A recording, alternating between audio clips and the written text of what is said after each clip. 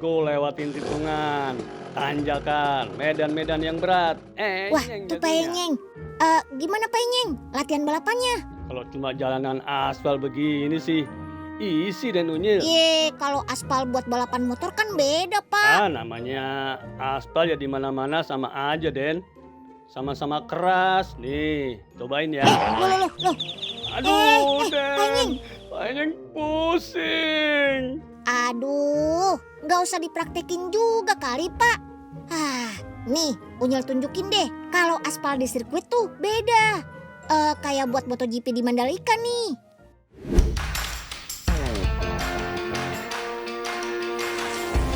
Salah satu komponen terpenting dalam sirkuit adalah permukaan lintasannya. Sirkuit Mandalika menggunakan teknologi paling maju di dunia. Di sisi teknologi pengaspalan stone mastic asphalt atau disingkat SMA. Apa bedanya ya sama aspal di jalanan? Di sirkuit ini, salah satu teknologi yang patut dibanggakan adalah dari permukaan aspalnya. Nah, permukaan aspal ini nggak sembarangan, yaitu menggunakan teknologi yang dinamakan SMA atau Stone Mastic Asphalt. Nah, kalau dilihat, teknologi SMA ini dilapisi oleh bebatuan yang lebih banyak dibandingkan lapisan aspalnya, jadi permukaannya lebih keras dan bisa kalau misalnya pembalap itu gripnya atau cengkeraman ke rodanya itu jauh lebih baik. Teknologi pengaspalan SMA baru dipakai oleh 3 sirkuit di dunia.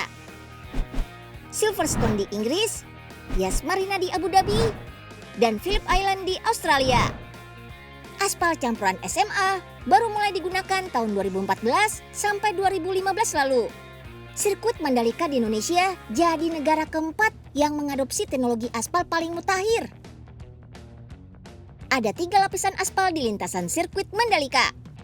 Paling bawah ada AC base setebal 8 cm. Lapisan kedua ada ACBC setebal 6 cm berada di bagian tengah. Terakhir, lapisan permukaan atau finishing dengan aspal SMA setebal 4 cm. Untuk lapisan pertama dan kedua tadi, asal aspalnya asli buatan dalam negeri. Tapi untuk lapisan aspal SMA ini khusus didatangkan langsung dari Inggris. Pengerjaan lintasan utama di sirkuit ini juga diklaim paling tercepat di dunia. Dimulai pada tanggal 15 Juni 2020 dan tuntas di 15 Agustus 2021 atau 1 tahun 1 bulan. Katanya nih, dengan teknologi SMA, biaya perawatan lebih rendah dan tidak perlu pelapisan ulang 5 tahun ke depan. By the way, tahu nggak kalau aspal tuh sebetulnya adalah ampasnya minyak bumi? Aspal terbentuk dari pengolahan minyak bumi. Setelah disuling, minyak bumi menghasilkan beberapa produk. Sulingan pertama minyak bumi umumnya dijadikan gas LPG. Sulingan kedua jadi bensin kendaraan bermotor. Sulingan ketiga untuk bahan bakar pesawat atau aftur. Sulingan selanjutnya menghasilkan solar. Terus lanjut base oil untuk pelumas atau pelicin mesin. Semakin sering disuling, bentuk minyak bumi akan semakin kental. Ampas yang gak bisa disuling lagi, baru deh jadi aspal. Ampas minyak bumi ini punya tekstur lebih kental, warnanya gelap, punya daya rekat kuat, dan lebih padat. Aspal yang digunakan untuk membuat jalan terus dikembangkan, sampai tercipta teknologi SMA. Tapi, apa betul teknologi canggih pengaspalan jadi nggak ada masalah sama sekali? Itulah gunanya tes pramusim. Pembalap dan penyelenggara MotoGP bisa memberi evaluasi apa saja yang harus diperbaiki di lintasan sirkuit. Mungkin juga kalau kita lihat di garis start ada sumbang saran dan beberapa permintaan mereka untuk dilapisi supaya traksi saat startnya jauh lebih bagus sehingga masuk tikungannya jauh lebih kencang. Jadi ini semua sedang kita pastikan, kita konfirmasi ke FIM dan Dorna finalnya apa yang harus dan apa yang disarankan oleh mereka. Tentunya semua ini kita harus kerjakan dan targetnya selesai 1 minggu sebelum penyelenggaraan MotoGP. Kami yakin semuanya ini bisa dikerjakan tepat waktu. Usut punya usut, lintasan baru yang sudah berbulan-bulan tidak digunakan, bikin debu dan kotoran menempel di permukaan aspal. Belum lagi hujan yang menyebabkan motor pembalap jadi berlumpur. That's why perlu pendukung pembersih lintasan yang canggih. Salah satunya truk jet ini yang punya nama panggilan Bumblebee. Didatangkan langsung dari Malaysia, mobil ini bertugas membersihkan lintasan sirkuit secara otomatis. Di sirkuit Mandalika, bangunan penting ini dibangun dengan teknologi yang berhasil memecahkan rekor muri. Wih, kok bisa sih? Gak butuh waktu berbulan-bulan atau bahkan bertahun-tahun. Bangunan berlantai 2 dan 3 ini dibuat dalam waktu 21 hari saja. Gak heran sampai berhasil memecahkan rekor muri. Di balik pembangunannya yang secepat kilat, ada teknologi konstruksi modern yang dipakai. Namanya teknologi konstruksi modular. Digunakan perdana pada ajang World Superbike.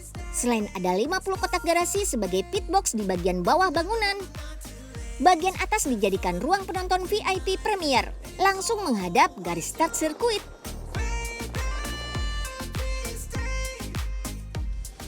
So, did you know that this circuit has building that only built in just 21 days and break the Indonesian World Records Museum? No, no. Also, well, I need to learn a lot of things. Yeah, also good. So Fast. that building is paddock building. The paddock building, yeah, is quite fast. I think it's the fastest one on the calendar. Cepat, efisien, dan bersih. Jadi keunggulan sistem modular yang dipakai untuk bangunan pit sebagai fasilitas untuk pembalap dan official tim di sirkuit Mandalika. Untuk membangun modular pit building sepanjang 350 meter ini membutuhkan 888 modul. Teknologi modular ini adalah salah satu metode konstruksi yang sedang tren di dunia. Semua pekerjaan dilakukan di luar lokasi pembangunan. Panel-panel dan komponen lainnya sudah dibuat di pabrik. Makanya kualitas mutunya jauh lebih baik dan terjaga sesuai standar. Setelah semua jadi, seluruh komponen tinggal dibawa ke lokasi pembangunan dalam keadaan hampir selesai. Terus tinggal dirakit aja deh. Butuh waktu sekitar 5 hari. Seluruh modul diangkut melalui jalur laut. Yap, mirip kayak mainan balok susun kesukaan kita tuh. Teknologi bangunan modular asli Indonesia ini sudah pernah diaplikasikan oleh pemerintah Indonesia saat membangun rumah sakit darurat COVID-19 di Pulau Galang, Batam. Saat itu, rumah sakit darurat dibangun dalam waktu 8 hari saja.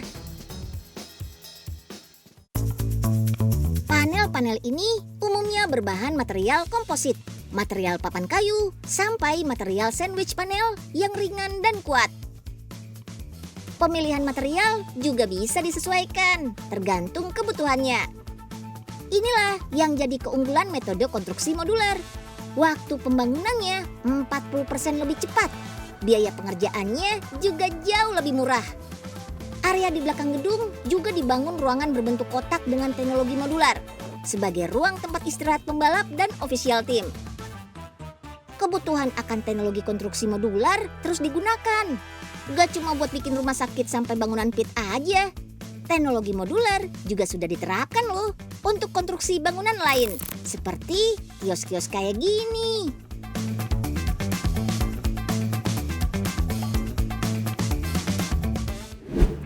Akhirnya bisa nyobain motor baru di sirkuit beneran. No worry, jalanan berlubang, sama becek deh. Wah, tentu nomor 7. Pembalap dari mana nih? Keren banget kelihatannya. Iya ya. Nomor 7 siapa ya? Perasaan gak ada di list deh, Po. Dari motor sih cakep Nyil. Siapa tahu ya, mirip sama Marquez. Halo, how are you? I'm fine, thank you. What's your name?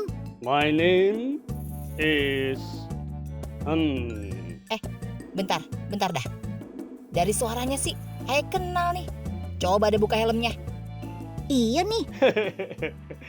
Anjing kelihatan cool nggak, Po? Hah? Penyeng. Kan bener, feeling Ae kagak enak. Bener aja, bukan Bang Marquez. Aduh, Penyeng masih newbie. Naik motornya jangan ugal-ugalan, Pak. Namanya juga ala-ala, Den. Biar keren. Kalau di sirkuit itu yang penting keselamatan, gitu Pak. Lah kan udah pakai helm, Nyil. Iya, selain keselamatan pembalap, keselamatan penonton juga dipikirin. Nggak cuma di lintasannya, medisnya juga canggih loh. Nah, biar makin aman, sirkuit Mandalika dilengkapi area gravel yang luas. Cukup untuk menahan laju kendaraan yang keluar lintasan sebelum menabrak dinding pembatas. Dijamin super aman. Karena penting untuk keselamatan pembalap, gravel harus dirawat secara rutin. Caranya, area gravel digaruk supaya gembur. Next, ada dinding pembatas yang dilengkapi debris fence alias pagar penahan serpihan. Pagar berjaring berfungsi untuk menahan motor atau bagian pecahan puing motor. Jadi, kalau ada kecelakaan, motor dan serpihannya nggak masuk ke area penonton. Pagar safety ini pastinya terpasang di sepanjang lintasan. Dilengkapi juga sama tumpukan ban sebagai standar keamanan. Sebelum dan sesudah balapan, biasanya ada mobil yang keliling lintasan. Mobil apaan ya itu? This is it, safety car yang bertugas mengecek kondisi sirkuit. Apakah ada sesuatu yang bisa mengganggu balapan? Safety car ini penting banget. Menentukan apakah balapan bisa dilanjutkan, diundur, atau harus dihentikan. Soalnya kontaminasi sekecil apapun di lintasan tuh berbahaya. Misalnya ada ceceran oli, bahan bakar, sampai pecahan bagian motor di lintasan. Di dalam safety car ada 2 orang yang bertugas, yaitu pengemudi dan navigator. Hasil pengamatan mereka bakal dilaporkan ke race director. Kalau balapan sudah mulai, bukan berarti safety car bisa nyantai ya. Pas putaran pertama, safety car juga harus standby. Soalnya putaran pertama balapan tuh paling rentan terjadi insiden.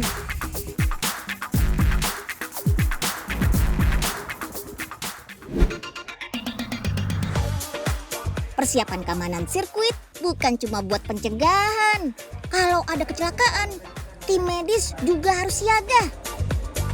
Total disiapkan 167 petugas medis, terdiri dari 38 dokter umum dan spesialis, plus 129 perawat.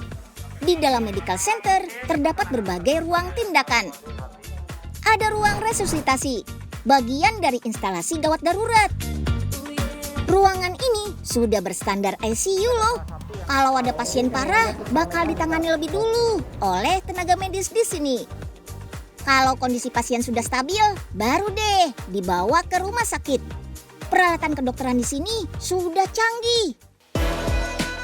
Ada alat CPR otomatis untuk pertolongan pertama kalau ada pasien yang tiba-tiba berhenti napas. Next, ruangan khusus untuk menangani luka bakar. Pasien dengan luka bakar harus segera ditolong dengan mendinginkan luka bakar. Pakai air mengalir. Untuk resiko pasien patah tulang, ada ruang ronsen juga di sini. Banyak dokter spesialis siaga di sini. Semuanya memang penting, tapi ada dokter spesialis yang paling dicari nih.